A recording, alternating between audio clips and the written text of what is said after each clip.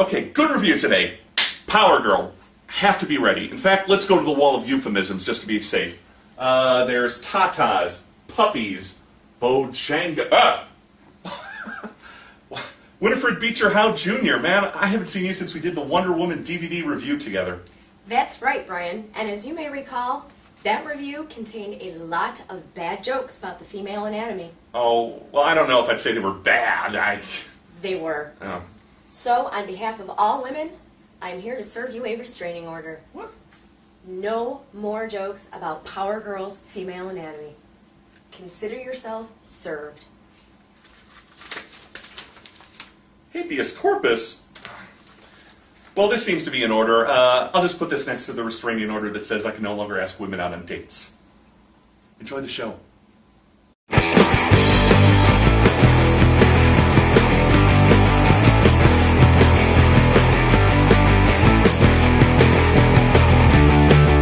Hi everyone, and welcome back to Comic Book Issues. I'm your host, the Last Angry Geek.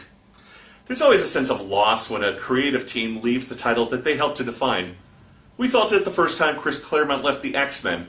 We felt it when Bendis and Malieve left Daredevil, and I'm certainly feeling it now that Justin Gray, Jimmy Palmiotti, and Amanda Conner have wrapped up their run on Power Girl as of issue 12. So, it's with a heavy heart, and the knowledge that we'll always have Valeron. Let's take a look back at the first 12 issues of Power Girl. First, a little personal history. Kara Zor-El was Superman's cousin from the Earth 2 universe. There, she didn't wind up as Supergirl, but rather as Power Girl. I first became aware of Power Girl through Keith Giffen and Bart Sears' truly excellent run on Justice League Europe. Like any teenage boy, I was interested in Power Girl for obvious reasons. I'm only human! Who are you to judge? But what really sold me was the character's outright sass. She was here to kick ass and take names. During the crisis on Infinite Earth, all the alternate Earths were destroyed or merged into one, and Power Girl joined Earth 1 as just another flying buxom blonde.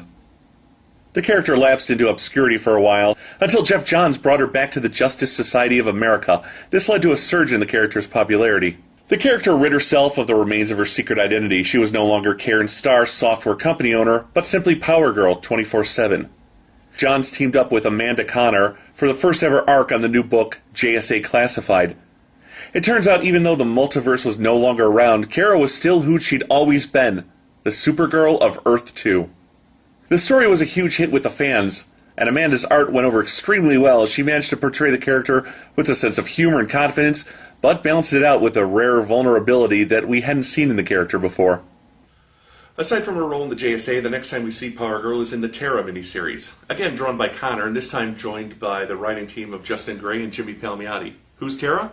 Surely you remember the 14-year-old jailbait who was smoking cigarettes and sleeping with the middle-aged Deathstroke the Terminator as she plotted to kill the Teen Titans from within as a member of their own group. You don't? Well, don't worry, that horrid monster isn't in this book. Instead, this Tera is the third to bear the name, and the first not to go for the blonde Dorothy Hamill look, thank God. Meet Atlee, the chosen protector of an entire underworld civilization. Very early on in her series, she meets Power Girl, who takes her under her wing. By the end of the book, she's established as a young, up-and-coming hero who's become good friends with Power Girl. So then DC made the announcement that a new ongoing Power Girl series was coming, and the fans waited and waited and waited. Look, it took about a year after the announcement for the book to finally show up. And again, it was the same creative team that was on Tera. I personally was thrilled that Amanda Conner was back on art, but a lot of us were wondering, could Gray and Palmiotti fill Jeff Johns' shoes? Well, no, actually. They didn't even try, and that was the best thing for this book. While John's story was establishing Kara's place in the DC universe as a legacy hero, Gray and Palmiotti decided the real story was in establishing her place as a person. Kara has restarted her secret identity as Karen Starr and has reopened her former company. We're introduced to the various members of her supporting staff, but it doesn't take long for things to go wrong as all of Manhattan is attacked by a load of big daddies fresh out of Rapture, which Power Girl does manage to repel, but then the city itself is lifted into the sky by none other than longtime JSA villain, the Ultra-Humanite. Yes, he's a damn dirty ape, but for him it works. The Ultrahumanite has a history of transferring his brain into suitable host bodies. In fact, we get a flashback of his origins that include an early alliance with another supervillainess, Satana.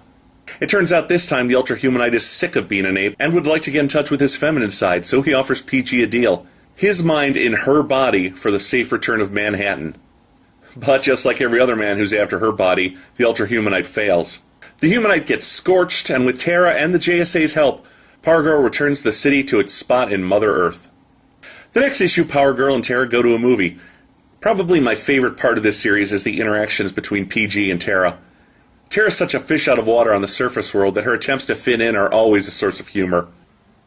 Now, in all honesty, issues 5 through 8 are probably the weakest of the series, but that having been said, there's still a lot of fun as Power Girl deals with 2 different alien visitations.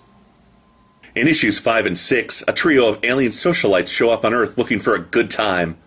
One accidental murder and an exploding starship later, and the girls are being pursued by Kara and the alien's chaperone.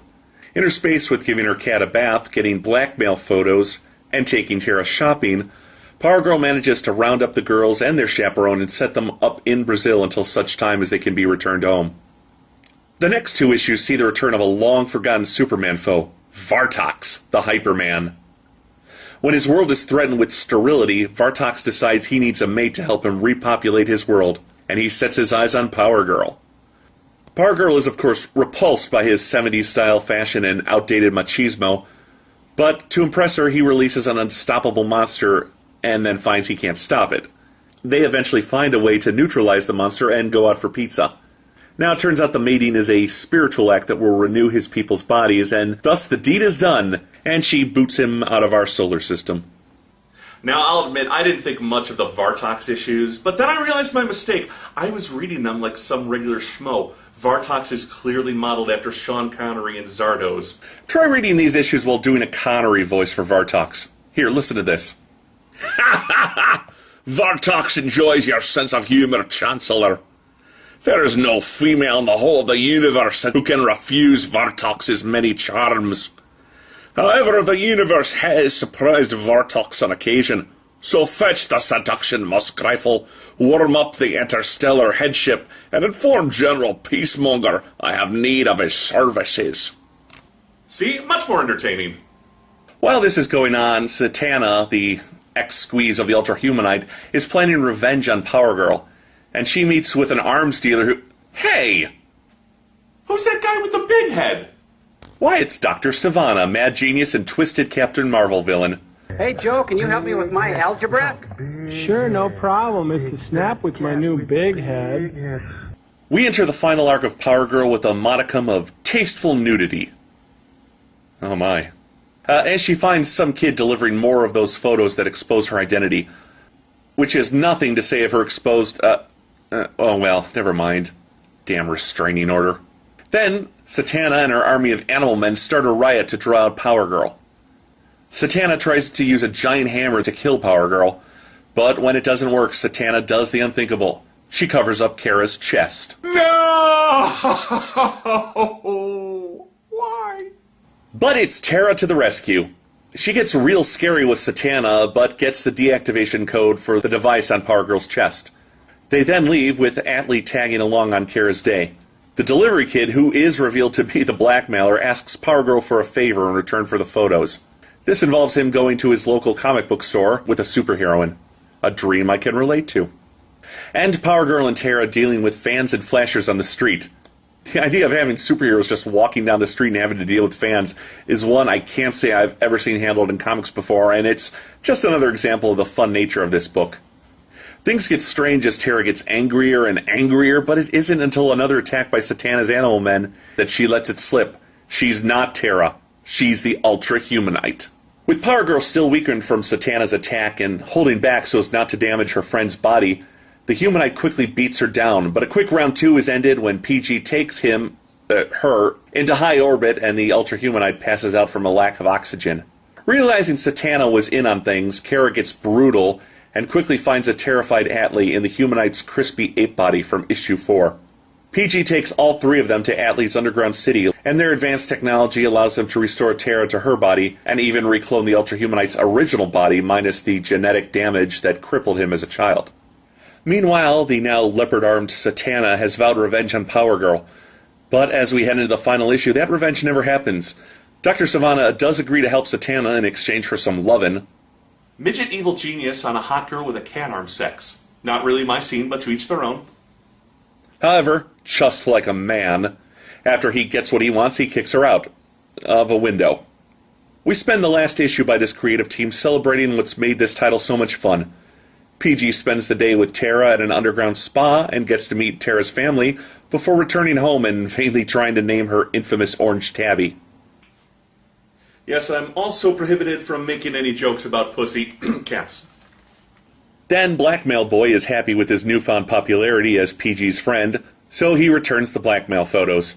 Vartox shows up for no real good reason, to fight another alien and hit on Kara, but she sends him packing in his spaceship that's a big head! Joel, we did the big head already. Really? Yep, Then it turns out that the quartet of aliens living in Brazil have sold some of those giant diamonds that always seem plentiful on alien worlds, and invest the money in Kara's company. The company celebrates its new influx of cash, and Karen Starr can definitely say her new life is the real success.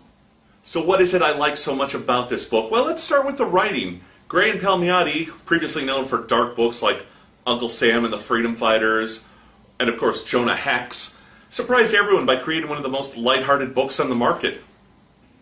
It harkens to a more innocent time in comics, back when superheroes fought villains and had to try to sort out their personal lives without the two crossing over very often.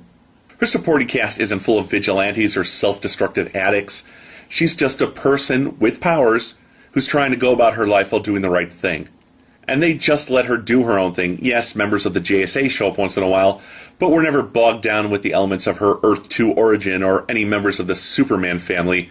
It's its own title, and that benefits it to no end by freeing Power Girl from an overly complicated history that might turn away new readers. As I've said, my favorite part of this book is the big sister relationship that she develops with Tera. Doing things like taking Tera to the movies or going shopping just isn't something you expect to see in a comic book, but it adds to the lighthearted tone of the title. DC should think about doing a few more books like this, as it breaks a mold that comic books have unconsciously slipped into over the last few decades. And you can't talk about Power Girl without mentioning Amanda Connor. For one thing, having a woman join this book nicely deflects some of the criticism that you might expect to get from PG's curvy physique. And there are a lot of little things that she does that play off the comedy in the scripts, such as moments with Power Girl's cat, or her attempts to decipher Tera's underground cuisine. Her art is a nice cross between, say, an Arthur Adams with a bit of a manga influence. And it was a nice match both ways. Before she did JSA Classified, I'd heard of Amanda Connor, but didn't really know anything about her. Now I can safely say she's one of my favorite artists. But sadly, all good things come to an end. As of issue 12, the creative team has left this book. I'll probably still keep reading under the new team of Judd Winnick and Sammy Basri, but my expectations won't be anywhere near as high. If there's a bright spot to this, it's I recently got to meet Amanda Connor, Jimmy Palmiotti, and the book's colorist, Paul Mounts, at Chicago's first ever C2E2 convention. Now, Amanda was telling everybody who'd listen that she loves Power Girl, she just can't quite handle the monthly grind. So maybe in a few years she'd like to come back and do a miniseries, a Power Girl miniseries by the original creative team. I'm there. Until then, along with JSA Classified and Tera, we've got 20 great issues by Amanda and her cohorts to look back on fondly. I give Power Girl's first 12 issues 2 perky thumbs up. Thumbs. There's nothing in the restraining order about thumbs. I'm the Last Angry Geek. Thanks for watching.